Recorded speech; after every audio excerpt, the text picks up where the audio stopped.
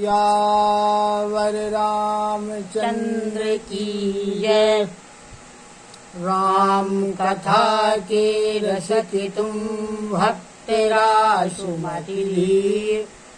आई सुवासन करिए प्रभु तेरे पुंज कपीर। लखन सिया रामचंद्र की जय।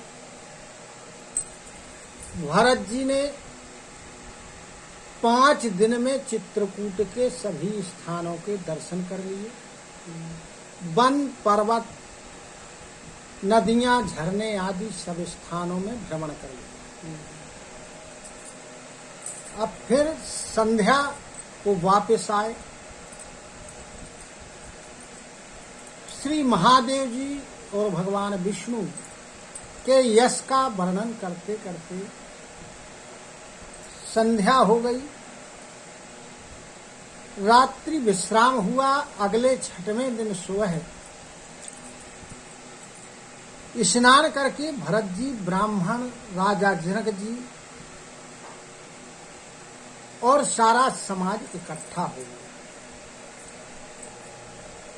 भगवान श्री रामचंद्र जी ने अपने मन में विचार किया कि आज सबको विदा करने का बड़ा शुभ दिन है। यह मन में विचार करके भगवान श्री रामचंद्र जी कहने में सच्चा रहे। भगवान ने गुरु वशिष्ठ जी, राजा जनक जी, भरत जी और सारी सभा की ओर देखा, किंतु संकोच के कारण अपनी दृष्टि को फिर फेर लिया और पृथ्वी की तरफ देखने लगे। सभा उनके शील स्वभाव की सराहना करके सोचती है कि श्री रामचंद्र जी के समान संकोची और कोई दूसरा नहीं। जब भरत जी ने श्री रामचंद्र जी का रुख देखा तो प्रेम पूर्वक उठकर के विशेष रूप से धैर्य को धारण करते हुए दंडवत प्रणाम किया और हाथ जोड़कर भरत जी भगवान राम से कहने लगे कि हे नाथ, आपने मेरी सभी रुचियां रखी। मेरे लिए सब लोगों ने बड़ा संताप सहा है और आपने भी बहुत प्रकार से दुख प्राप्त किया है।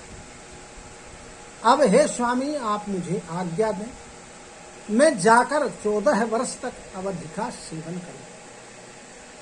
हे दयालु, जिस उपाय से यह दास फिर से आपके चरणों का दर्शन कर सके, हे कृपालु, अवधि भर के लिए मुझे ऐसी शिक्षा दीजिए। हे गोसाई, आपके प्रेम और संबंध से अवधपुर के जो निवासी हैं, कुटुंबी प्रजाजन हैं, सभी पवित्र और आनंद से युक्त हैं। आपके लिए जन्म मरण के दुख की ज्वाला में जलना भी अच्छा है, और हे प्रभु, आपके बिना मोक्ष का लाभ भी व्यर्थ है। हे स्वामी, आप सुजान हैं, आप सभी के हृदय की जानने वाले हैं, और विशेष करके मुझ सेवक के मन की रुचि, लालसा, अभिलाषा और रहनी जानकर हे प्रणतपाल, आप सब किसी का पालन करेंगे, और हे देव, दोनों तरफ की ओर अंत तक आप निवाह करेंगे। मुझे सब प्रकार से ऐसा भरोसा है, विचार करने पर तिनके के बराबर भी सोच नहीं रह जाता। मेरी दीनता और स्वामी का प्रेम दोनों ने मिलकर मुझे जबरदस्ती बड़ा ढीठ बना दिया है। हे स्वामी, यह मेरा सबसे बड़ा दोष है, और इस बड़े दोष को दूर करके संकोच का त्याग करते हुए मुझ सेवक को आप शिक्षा दीजिए। दूध और जल को अलग अलग करने में हंसनी की सी गति वाले भरत जी की विनय को सुनकर के सभी ने भरत जी की प्रशंसा की। दीन बंधु सुनि बंधु के वचन दीन छलहीन। देश काल अवसर सरिस बोले राम प्रवीण। लखन सिया रामचंद्र की जय। दीनों के बंधु और परम चतुर भगवान श्री रामचंद्र जी ने जब भरत जी के दीन और छल से रहित वचन सुने, तब देश काल और समय के अनुसार विचार करते हुए भगवान बड़े अनुकूल शब्दों में कहते हैं, तो तुम्हारी मोरी परिजनों की चिंता गोराही नृपहि धर बनों की, माथे पर गुरु मुनि मिथिलेशु, हम ही तुम ही सप नेहु न कलेशु। कहने लगे भगवान राम भरत जी से कि हे तात, तुम्हारी मेरी परिवारजनों की, घर की और वन की, इन सभी की चिंता गुरु वशिष्ठ जी और महाराज जनक जी को। हमारे सिर पर जब गुरु जी, मुनि विश्वामित्र जी और मिथिलापति जनक जी का हाथ है, तब हमें और तुम्हें स्वप्न में भी कोई कलेश होने वाला नहीं। मोरे तुम्हारो परम पुरुषारथु, स्वारथु सुजसु धर्म परमारथु, पितुआयसु पालहि दोहु भाई, लोक वेद भल भूप भलाई। मेरा और तुम्हारा तो परम पुरुषार्थ, स्वार्थ, सुयश, धर्म, परमार्थ इसी में है कि हम दोनों भाई पिताजी की आज्ञा का पालन करें। राजा की भलाई उनके व्रत की रक्षा से ही लोक और वेद दोनों में भलाई है। गुरु पितु मातु स्वामी सिख पाले, चले हूँ कुमगो पग पर ही न खाले, असी विचारी सब सोच विहाई, पाला हुआ बाधो अवधि भर जाई। कहने लगे भगवान राम भरत जी से कि हे तात, गुरु, माता, पिता और स्वामी, इनकी शिक्षा यानी आज्ञा का पालन करने से, कुमार्ग पर भी चलने से पैर गड्ढे में नहीं जाते। ऐसा विचार करके, सब सोच को त्याग करके अवध में जाकर और अवधि भर यानी 14 वर्ष पिताजी की आज्ञा का पालन करो। देशु कोशु परिजन परिवारु, गुर पद रजाही लाग छरु भारू, तुम मुनि मातु सचिव सिख मानी, पालेहु पोहूमि प्रजा राजधानी। कहने लगे कि देश, खजाना, कुटुंब, परिवार और सबकी जिम्मेदारी तो गुरुदेव की चरण कमलों की रज पर है। तुम तो मुनि वशिष्ठ जी, माताओं और मंत्रियों की शिक्षा मान करके और उनके अनुसार पृथ्वी, प्रजा और राजधानी का पालन भर करते रहे। मुखिया मुख सो चाहिए, खान पान कहूँ एक, पालई पोसई सकल अंग, तुलसी सहित विवेक लखन सिया रामचंद्र की जय। तुलसीदास जी कहते हैं कि भगवान राम ने भरत जी से कहा कि मुखिया मुख के समान होना चाहिए, जो खाने पीने को तो एक होता है परंतु विवेक पूर्वक सब अंगों का पालन पोषण करता है। राजो धर्म सर्वसुत नोई, जिमि मन माहे मनोरथ गोई। बंधु प्रमोधु कीन्हे बहु भांति, बिनु आधारो मन तो सुन साती।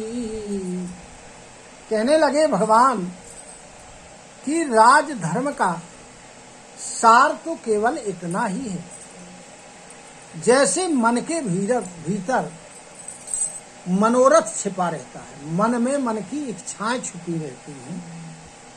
श्री रघुनाथ जी ने भरत जी को अनेक प्रकार से समझाया, परंतु कोई सहारा पाए बिना भरत जी के मन में संतोष नहीं हो रहा।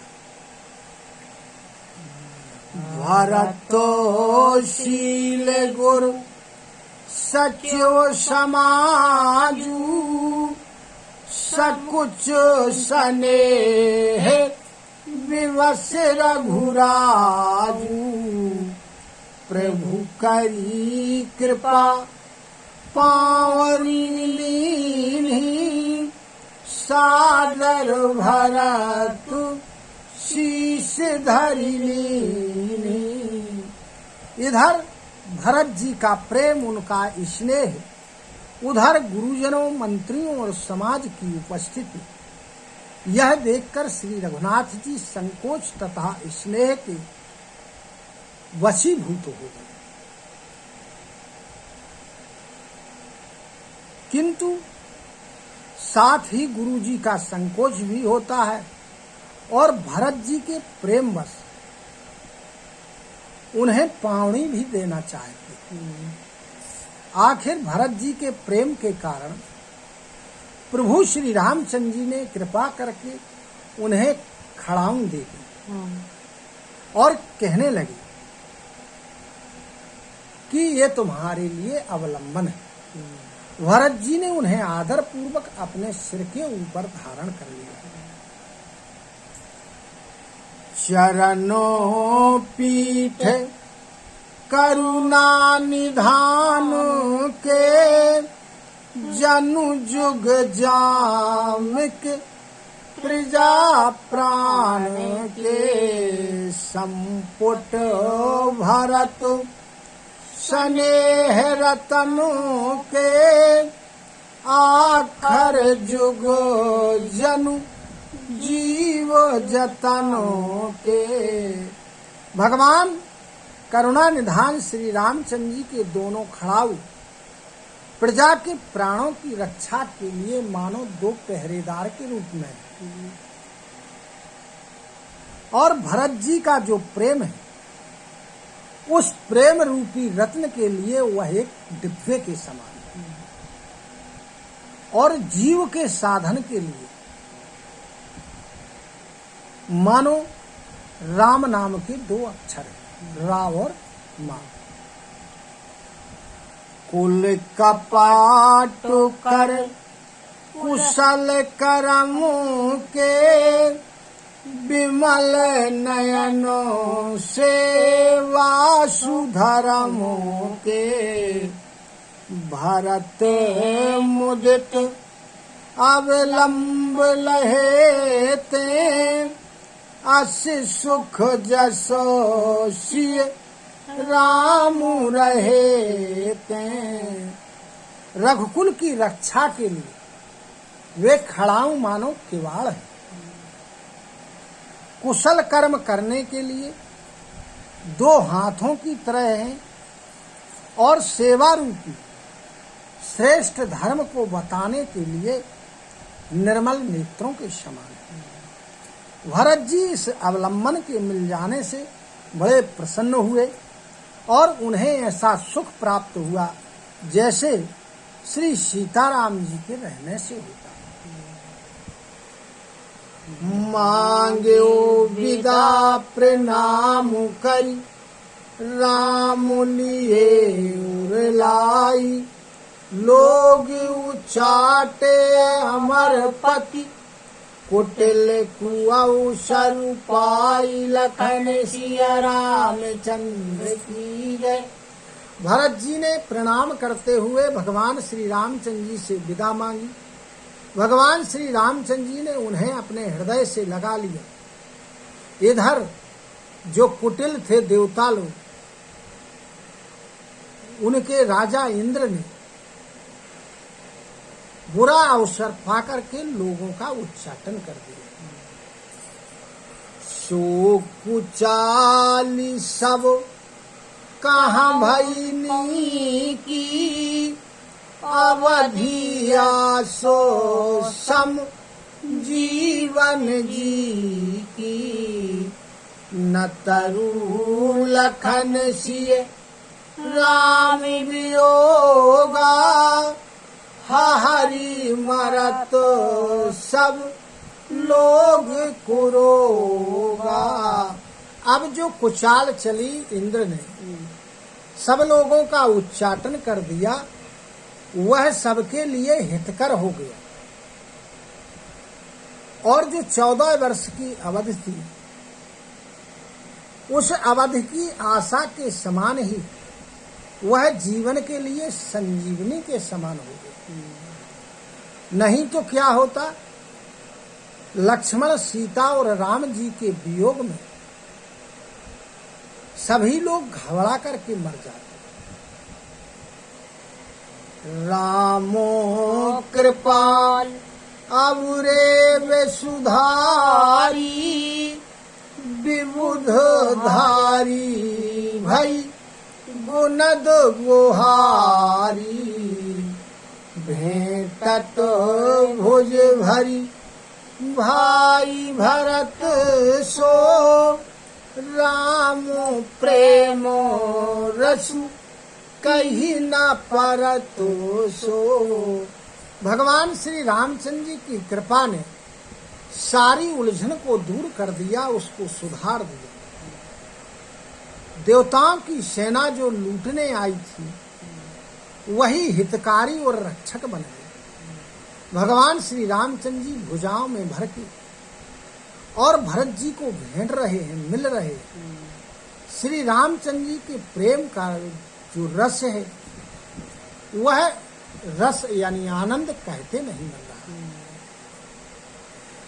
तनु मनो वचन उमगे अनुरागा धीरे धुरंधर धीरज त्यागा बार जे लोचन मोचत वारी देखी दशासुर सभा दुखारी। तन मन और वचन, इन तीनों में प्रेम उमड़ पड़ा। धीरज की धुरी को धारण करने वाले श्री रघुनाथ जी का धीरज भी छूट गया। उनके कमल के समान नेत्रों से प्रेम के आंसुओं की धारा बहने लगी। उनकी ऐसी दशा को देख करके देवता लोग और सारी सभा बड़ी दुखी हो गई। मुनिगण गोरधर धीर जनको से ज्ञान अनल मन कसे कनको से जे बिरंची निर ले पे उपाय पद्मो पत्र जिमि जग जल जाए। मुनिगण, मुनि वशिष्ठ जी और राजा जनक जी, जैसे धीर के धुरंधर जो अपने मनों को ज्ञान रूपी अग्नि में सोने के जैसा कस चुके थे, जिनको ब्रह्मा जी ने निर्लेप रचा है, और जो इस संसार रूपी जल में कमल की तरह, जो कमल के पत्ते हैं वो जल में रहते हुए उसमें भीगते नहीं, आसक्त नहीं होते। तेऊ बिलो की रघुवर भरत प्रीति अनूप अपार, भय मगन मन तन वचन सहित विराग विचार, लखन सिया रामचंद्र की जय। वे भी श्री रामचंद्र जी और भरत जी के उपमा से रहित उस अपार प्रेम को देख करके वैराग्य और विवेक सहित मन वचन और कर्म से उस प्रेम में मग्न हो गए। सियावर रामचंद्र की जय। कथा विसर्जन होते है सुनहु मीर हनुमान, जो जन जहाँ से आए हो सोता करऊ पयान, श्रोता सब आश्रम गए